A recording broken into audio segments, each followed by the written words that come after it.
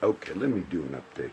I'm posting my videos, as most of you know, and I got discombobulated just because I had to upload or post our text post, which was Acts 23. And that's kind of a system. I prefer to post those Bible studies. But I was like going to make a video in the middle of posting. What I'd like to talk about, there are various titles I could give to this, but I'll try to be nice. And I know these are like news updates. I actually had a very interesting scriptural experience that took place, but I think just interesting. But I think I'll wait because that would go on a teaching. You know, I checked the top news and I checked the local news to see if there was any arrest in the murder of that girl named Brenda that they found dead dumped on Slough Road, shot in the head. I have not seen any arrest on that. And anything else locally I haven't seen of worth mentioning. The top news in the world news sites, meaning ABC, NBC, CBS, is whether or not the New York District Attorney General are going to bring charges now against the Trump organization. I would just do a brief review of why I personally was impacted by the gross incompetence of the man who is running this show. And that man's name is Robert Mueller. I've talked about it before. But there were actually a couple of things in this man's history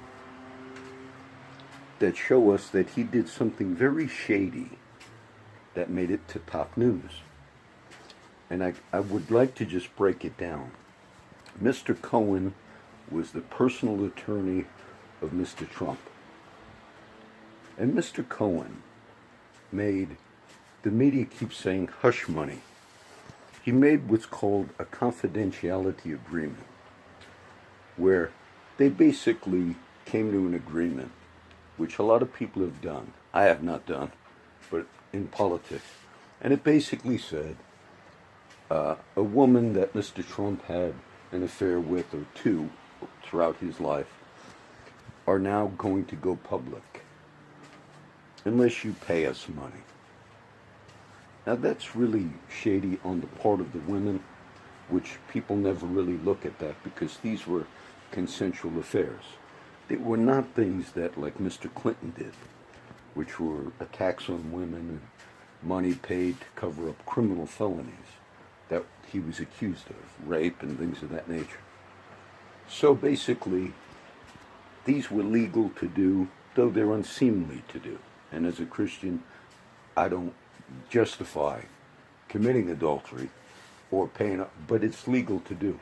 And what Mr. Cohen, what Trump's lawyer did, was paid two of the women, I believe, but Stormy Daniels is the most famous payment. All right. Though that's not illegal, Mr. Mueller tricked and manipulated. You say, John, that's what he did. He got Stephen Cohen to plead to like 5 years in prison, and he had like 8 charges. Now, Mr. Cohen had financial dealings like Mr. Manafort that they could have really got him on a whole bunch of stuff. But why did Robert Mueller have Mr. Cohen plead to a non-crime? One of the things he had Mr. Cohen plead to was campaign finance violations, which were not. And this shows you now how, if this was a low-level case, and Mr. Mueller's history, which I'll cover in a minute, is one of utter incompetence, I'll show you how he's responsible because of his incompetence for a lot of very bad things that took place. I'll do that again. I'll briefly cover that. But Mr. Cohen, what he did was not illegal. How did they get, meaning a confidentiality payment paid to a former woman you had an affair with? How did they get that as a campaign finance violation? If it were, how do we normally in this country deal with campaign finance violations? Mr. Obama, I think they paid $300,000, and they're fines. They're never considered legal things that were going to bring the president down, except in this case. So if you're ever normally convicted or found guilty, you pay a fine. Your campaign pays a fine. Mr. Obama did that. Can you imagine going after Mr. Obama to impeach him? And part of your strategy was he had campaign finance violations? But because of the way the media is, they have now, that was the top story on ABC or NBC or CBS World News. That was the top one. And how was Mr. Mueller shady in what he did? And I'll show you his history is this way. Instead of getting Mr. Cohen, Trump's lawyer, to plead guilty to the other crimes that he could have got him to, he got him to plead guilty to a non-crime, that the payments to the women were campaign finance violations. How? It came from the Trump money. It didn't come from the Trump campaign. It came from the Trump organization. He paid the lawyer, took care of it. They're saying those payments to those women, by them not speaking about the affair, helped Mr. Trump win. That's a total joke that Mr. Mueller did that. And a court, more than likely, and a judge would actually not find Mr. Cohen guilty or Mr. Trump guilty of a campaign finance violation because of a confidentiality agreement. It's normally outright. You paid too much, you supported a person, this is so shady that he did that. Then why did Mr. Mueller have Mr. Cohen plead guilty to a non-crime? Because Mueller knew that this would not go to a judge or a court, which would more than likely say, that's not a campaign finance violation. So he blackmailed Cohen to admit to a non-crime, and he allowed him to do it in a plea deal, though it's not a crime. So that's how shady this man is. Now, let me give you the history. How Mr. Mueller's incompetence possibly caused the deaths of many people. And it's not only the other case I spoke about. For many years, and I'm sure the Mueller people and all, they go after. If you make a video like this, they go after you. But we are so small time.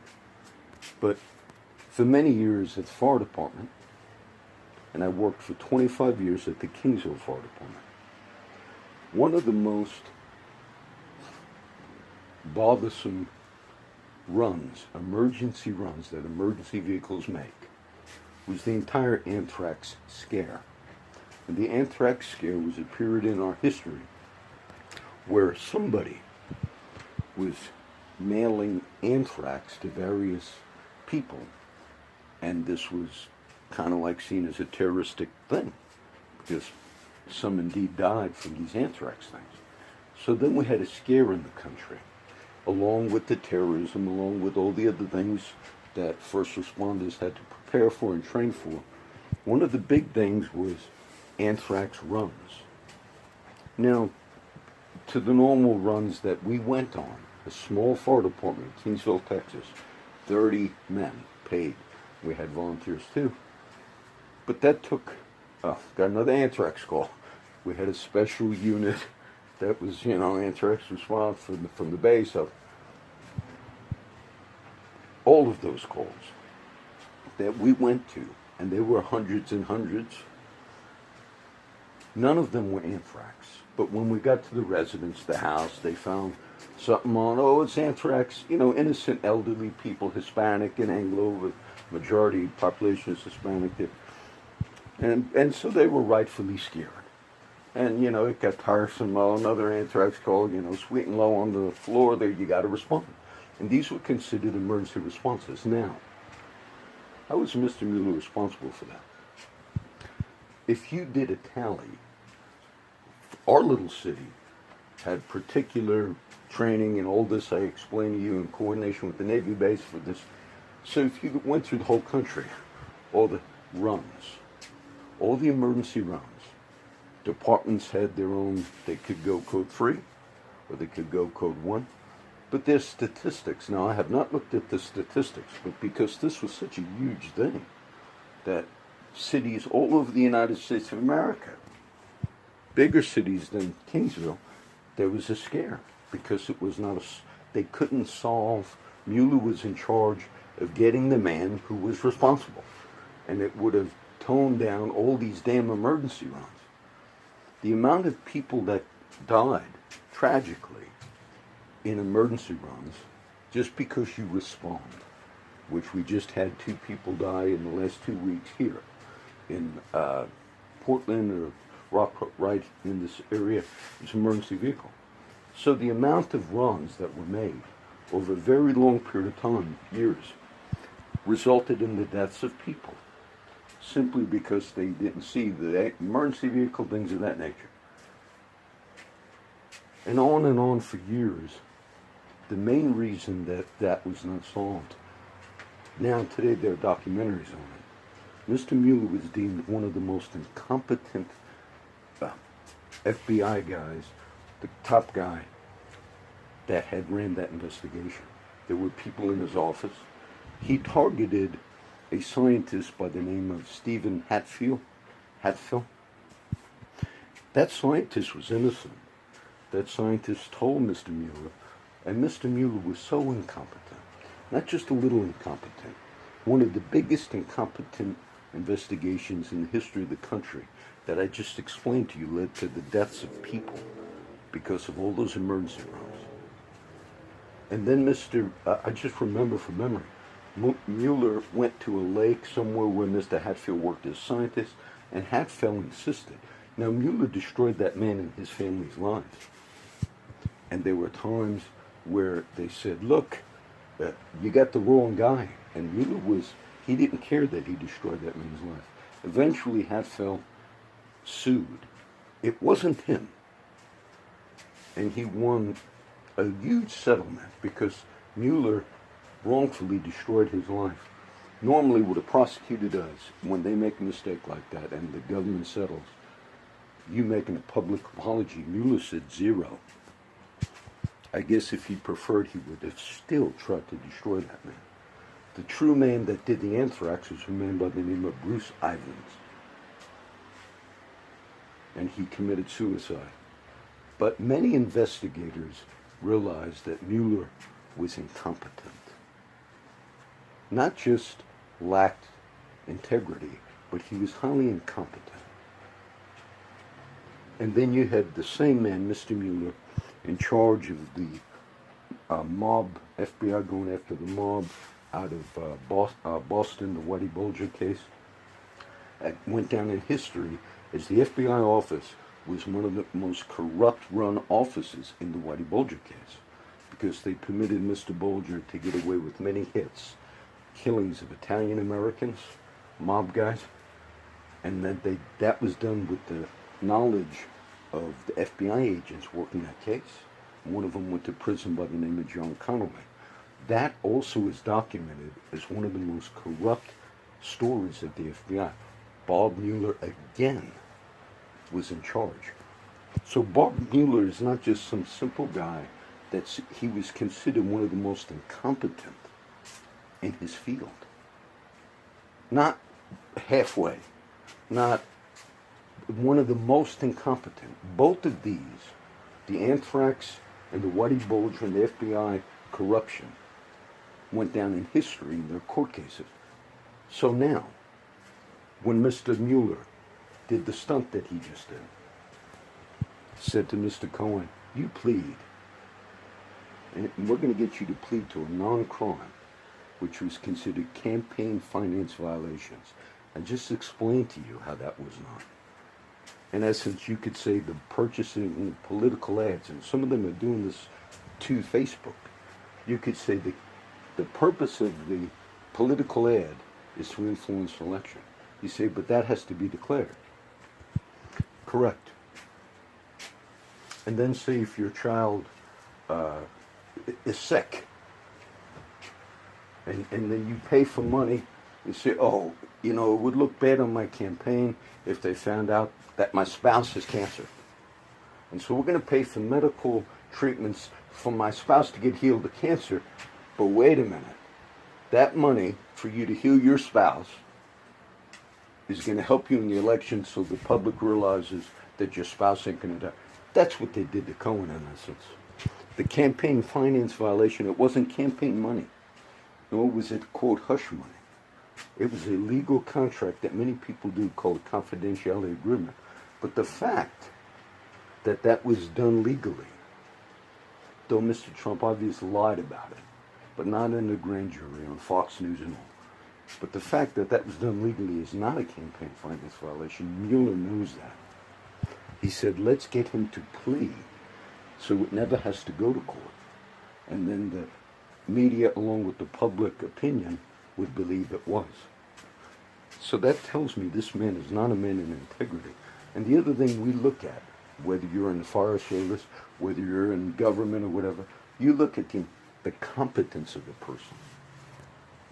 The people in that office that the anthrax debacle said you're going the wrong way. And there was another case out of California. They went after a whole bunch of other people. So the people in the know, and I read these cases, deemed Mr. Mueller as one of the most incompetent. And so when I just read as a top story by the news that Mueller got Mr. Cohen on a non-crime, but every media outlet is reporting it as a crime. So it's a manipulation. And then to get it into the attorneys in New York to go after, they want to put the son in prison. Now look, the son might have lied about a meeting, but the meeting was not illegal. It was in Trump Tower, Don Jr. When they met, it's possible that Trump knew about it ahead of time, but it was not illegal. And Mueller wants to imprison him. And I'll tell you, if you had Chelsea with acknowledging that her own father and his friends were legally using the money at the Clinton Foundation, admitted it, came out of text. And yet we deem in this country, you don't go after the kids. And some of the biggest talking heads to promote righteousness are some of the most criminal media people. Why do I pick on Joe Scarborough, who blabs day after day? Because I've lived in that part of the country, because I've walked past MSNBC when they were located in Fort Lee, New Jersey, right where I grew up in Northborough. Then they went to Sea Caucus, where my grandparents used to live. And Joe Scarborough had a young girl that worked for him. They found dead in his office when he was in Congress. Dead by herself. And they ruled that she died, she fell and died, but she was a healthy girl. Okay? He resigned from Congress. And then he went on the Don Imus show, which is a very popular show where I grew up, out of New York City, area Don Imus. And he joked. There was a YouTube video that he since has silenced.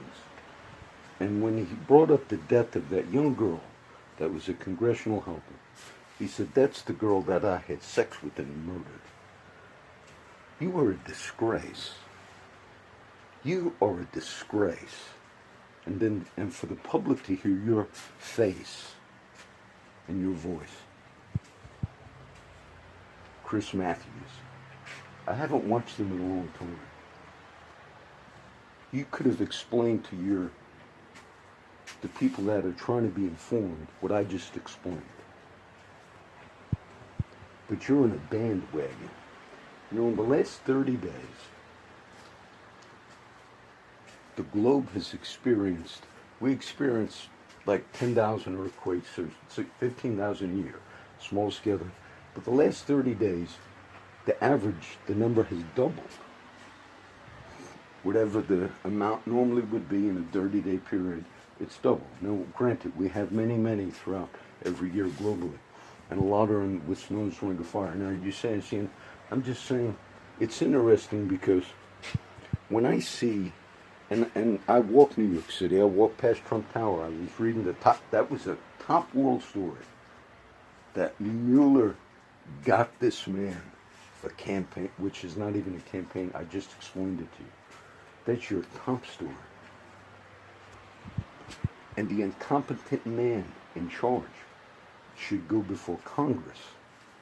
He had a lot of stuff going on with Mr. Comey and others.